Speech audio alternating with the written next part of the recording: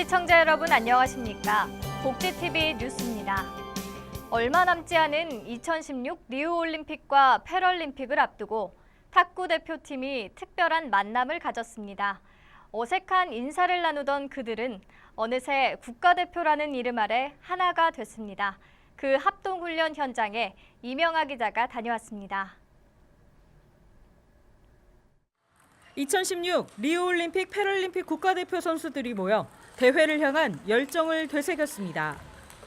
태릉 선수촌에서 진행된 국가대표 탁구 합동훈련에서 선수들은 공과 함께 서로 응원의 마음을 주고받았습니다. 지난 2012 런던 패럴림픽에서 금메달을 획득한 김영건 선수는 훈련을 함께한 선수에게 칭찬의 말을 아끼지 않았습니다. 훨씬 또 국가대표 상비군 씨랑 또 힘도 더 좋고 저희보다 또 기술도 더 뛰어나고 정확도도 더 높고 그러니까 또 잘 가르쳐주고 그러니까 연습 많이 됐던 것 같아요. 함께 훈련한 김동현 선수는 김 선수의 승리를 기원했습니다. 좀 어떻게 보면 영광스러운 자리고 이제 좀 뜻깊은 자리인 것 같고요. 되게 이런 더운 날씨에도요 이제 올림픽을 위하여 이제 준비하시고 고생하시는데 열정적인 모습이나 이런 게 너무 멋있고 이제 가서 꼭 잘했으면 좋겠습니다. 이번 합동훈련은 선수들의 동기부여와 기술력 향상을 위해 마련된 자리. 리우 패럴림픽 탁구 감독은 이번 훈련이 선수들이 기술을 익히는 데 도움이 될 것이라고 기대했습니다. 우리 선수들이 드라이버를 걸 때는 한 50%, 60% 거는데 이 선수들은 한 90 정도 걸거든요. 그래서 그 드라이버를 우리가 안 받아봤기 때문에 아무래도 받아보면서 볼루킹에 많은 도움이 됩니다. 또 서브 기술이라든가 이런 기술들을 우리가 좀 어려운 기술들을 좀 배우면서 좀 접목시키는데 많은 도움을 좀 얻고 있습니다. 선수들이 서로를 격려하며 함께 대회를 준비한 것처럼 다가오는 2016 리우 올림픽 패럴림픽에서 모든 국가대표 선수들의 선전을 응원합니다. 복지TV 뉴스 이명아입니다.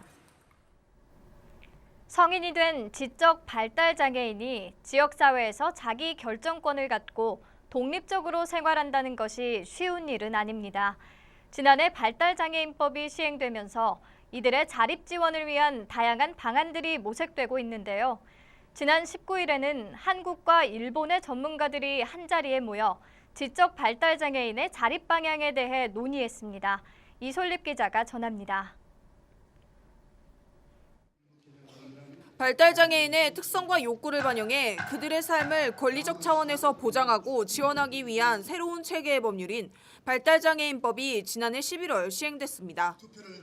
이를 통해 지적 발달장애인의 권리 보장과 개인별 지원 계획 수립 등이 마련됐는데요. 특히 자립생활에서 강조되는 당사자의 자기결정권과 자기선택 등을 법이 보장하면서 지적 발달장애인 자립 지원에 대한 관심도 높아지고 있는 상황입니다. 이에 강북장애인 자립생활센터는 서울 여의도 이룸센터에서 한일 국제 세미나를 열고 당사자들의 자립생활 지원에 대한 고민들을 논의하는 자리를 마련했습니다. 이날 일본 사례를 발표한 와세다 대학 오카베 코우스테 교수는 장애인 당사자, 즉 지원을 받는 사람들이 자신의 장애 특성과 개별 욕구 등에 맞게 주도권을 가지고 자신의 생활에 맞는 지원을 받을 수 있어야 한다고 강조했습니다. 이어 한국 사례를 발표한 전국장애인부모연대 김치훈 정책연구실장은 지적 발달장애 유형과 특성에 맞는 자립생활 지원 방향에 대해 고민해봐야 한다고 제언했습니다. 자립생활이라는 것이 신체적 장애인 운동의 중심의 운동이었기 때문에 그 흐름과 내용이 있습니다. 실제로 신체적 중심의 자립생활 이 개념과 방법론이 발달장애인에게 그대로 적용될 수 있는 것인가? 복지TV 뉴스 이솔림입니다. 앞으로 거짓이나 부정한 방법으로 중증장애인 생산품을 생산한 시설은 1년간 재지정이 금지됩니다. 보건복지부는 중증장애인 생산품 우선 구매 제도를 악용해 국민의 신뢰를 저하시키는 생산시설의 위법 행위에 대해 행정처분을 강화할 계획이라고 밝혔습니다. 중증장애인 생산품 우선 구매 제도는 중증장애인 생산품 생산시설의 생산품을 공공기관이 총 구매액의 1% 이상 우선 구매하도록 하는 제도입니다. 하지만 일부 업체는 이 제도를 악용해 명의를 대여하거나 박스만 바꿔서 납품하는 박스가리 등으로 부정수급했습니다. 이에 복지부는 이러한 이유로 지정 취소된 시설과 대표자가 동일하거나 합병 분할한 경우 1년간 재지정을 금지했습니다. 광주광역시가 양성평등 주간을 맞아 기념행사를 열었습니다. 양성아 평등아 함께 가자, 모두가 누리는 평등사회로 라는 주제로 진행된 이번 행사에는 여성단체 회원과 시민 등 700여 명이 참석했습니다. 여성단체가 직접 주관한 이날 행사에서는 기념식과 양성평등 문화체험 부스 등 다채로운 프로그램이 진행됐습니다. 특히 2부 어울림 한마당에서는 가정폭력을 근절하고 성평등 사회로 나아가자는 메시지를 담은 연극과 양성평등 개사곳 공연 등이 펼쳐졌습니다. 전국의 초중고교가 여름방학에 들어갔습니다. 자녀가 집에 있는 시간이 늘어나면서 자연스레 부모와 자녀의 대화 시간도 늘어나기 마련인데요. 이때가 자녀의 건강은 물론 마음 상태도 잘 살필 수 있는 적기라고 합니다. 이명아 기자입니다. 자녀의 마음을 읽기 위해 가장 필요한 것은 진솔한 대화입니다. 전문가들은 부모와 자녀와의 대화에서 핵심 요소로 공감을 꼽습니다. 그런 일이 있었구나. 너 얘기하기 어려운 얘기인데 얘기를 해줘서 고맙구나. 그동안 고생이 많았구나. 뭐 이런 아이가 처음에 얘기를 꺼냈을 때 부모가 공감적인 태도로 대해주는 것이 다음번에 아이가 또 어려움이 있을 때 더 잘 할 수 있도록 도와주기 때문에. 부모의 공감은 지속적인 대화를 가능하게 합니다. 먼저 문제를 해결해 주시려고 하시는 것보다 우선은 공감적으로 들어주시고 그리고 그렇게 느낄 수 있겠다라고 먼저 감정에 대해서 인정을 해주시면 대화가 조금 더 수월하게 풀어나가는 데 좀 도움이 될 것 같습니다. 문제는 자녀와 소통이 되지 않을 때입니다. 이럴 때 가장 필요한 것은 자녀의 말과 행동에 대한 세심한 관찰입니다. 흥미있어 하던 것들에 흥미를 잃고 친구들과 잘 어울리지 않으려 하는 등의 행동은 물론 먹는 양이나 잠자는 시간의 큰 변화는 주의 깊은 관찰이 필요합니다. 우울증과 같은 정서적인 문제의 표출일 가능성이 높기 때문입니다. 이처럼 아이가 평소와 다른 말과 행동을 보인다면 도와달라는 무언의 신호일 수 있으니 주의를 기울여야겠습니다. 복지TV 뉴스 이명아입니다. 경기도가 색다른 방법으로 아이들의 올바른 식습관 형성을 돕고 있습니다. 바로 뮤지컬 공연을 통한 식품 안전 교육인데요. 아이들 눈높이에 맞춘 내용으로 재미는 물론 높은 교육 효과까지 얻고 있습니다. 황현희 기자가 소개합니다. 빨강과 노랑, 초록 신호 등 색깔 옷을 입은 캐릭터들이 나와 식품 안전에 대해 설명합니다. 싱겁게 먹기 할 수 있겠나? 네, 싱겁게 먹겠습니다.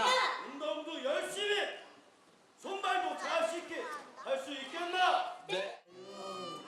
재미있는 이야기와 쉽고 신나는 노래를 통해 아이들이 자연스럽게 건강한 음식 선택과 위생관리 등을 배울 수 있도록 구성된 식품 안전 뮤지컬. 아이들 눈높이에 맞춘 내용으로 자연스럽게 공연에 빠져듭니다. 채소도 잘 먹고 손 비누로 깨끗이 씻을 거예요. 병들이 있으니까요. 공연장 밖에는 교육 효과를 높일 수 있는 다양한 체험 프로그램도 마련됐습니다.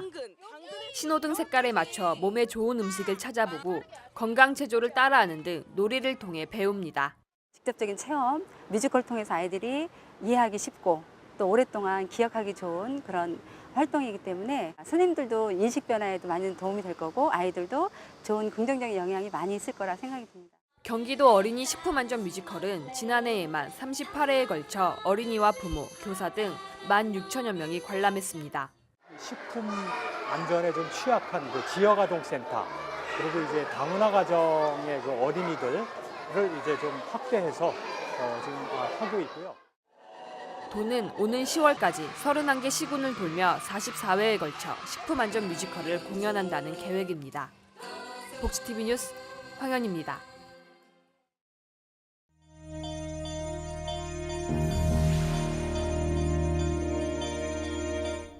이어서 간추린 뉴스를 전해드립니다. 경기도가 장애인의 취업을 돕기 위해 도입한 택시 운전사 양성 사업이 3개월여 만에 목표를 달성했습니다. 도는 사업에 신청한 88명 가운데 48명을 대상으로 택시 면허 취득과 연수를 지원했습니다. 그 결과 취업에 성공한 장애인은 32명으로 3개월여 만에 올해 취업 목표인 30명을 넘어섰습니다. 전북도 인권위원회가 인권 보호와 증진을 위한 5개년 기본계획을 수립했습니다. 인권 기본계획의 핵심 사업은 인권센터의 신규 설치입니다.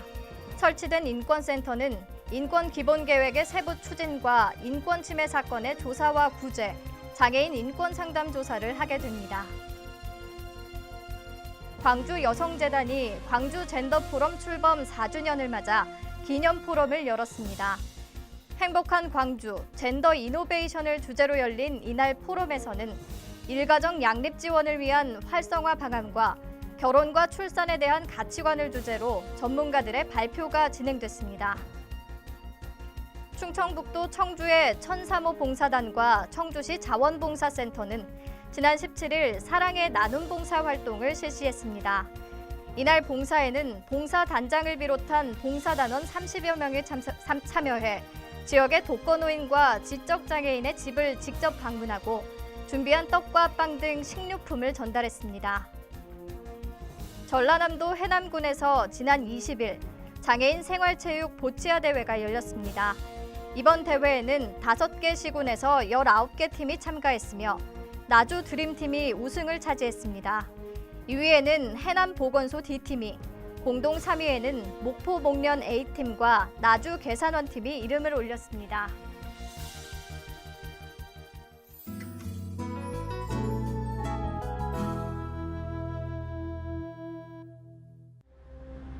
(1950년 6월 25일) 북한의 기습남 침으로 서울이 함락되고 한 달 만에 한반도를 빼앗기게 된 대한민국.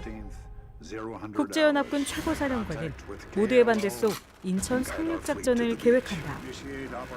대북 첩보작전 엑스레이에 투입된 해군 첩보부대 대위 장학군이 북한군으로 위장 잠입해 인천의 동태를 살피며 정보를 수집하기 시작하지만 인천 방어사령관 림계진에 의해 정체가 발각되는 위기에 놓입니다. 5,000대 1의 성공 확률. 전쟁의 역사를 바꾼 인천 상륙작전을 성공시키기 위해 모든 것을 걸었던 숨겨진 영웅들의 이야기를 그린 액션 블록버스터 인천 상륙작전. 우리가 익히 알고 있던 전쟁 과정이 아닌 그 이면에 숨겨진 사람들의 이야기를 그려내고 있는데요. 인천으로 가는 길을 열기 위해 목숨을 건 이들의 드라마 인천 상륙작전. 실화를 바탕으로 더욱 큰 감동을 전할 것으로 보입니다.